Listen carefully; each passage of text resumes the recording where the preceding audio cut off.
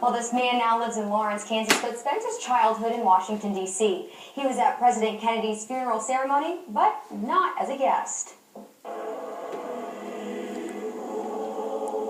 When I was only a 12-year-old boy, I didn't understand a lot of things, but I could really feel the love and the dignity and the reverence for what was taking place, and it was quite memorable. Romer Donnelly Jr. served as an altar boy 50 years ago at President John F. Kennedy's funeral. He likes to think he earned the honor on his own merit. I was one of 16 altar boys and one of the senior altar boys. I was president of the altar society. But he says his father, Dr. Romer Starnes Donnelly, may have had a little something to do with it. He got to know JFK when they were friends at Harvard University, and when JFK was elected to Congress, JFK asked my dad to take care of him medically and treat him, and he also treated the First Lady, Jackie. Donnelly says although it was half a century ago, he still recalls every detail about the scene at St. Matthew's Church in Washington, D.C. I remember looking out as I was coming down the steps and seeing so many people, and they were just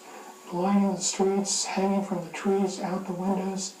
And I thought to myself, my gosh, this is a lot of people. I hope they all get a seat in church. Donnelly says several among the sea of faces inside the church really stood out and made him realize exactly how important this particular mass was. President Johnson and President Eisenhower and so many of the world leaders, and particularly I remember seeing Peter Lawford, because he was a Hollywood actor. Interestingly enough, the last person in church was Martin Luther King. He just came up and ran up the steps at the last minute.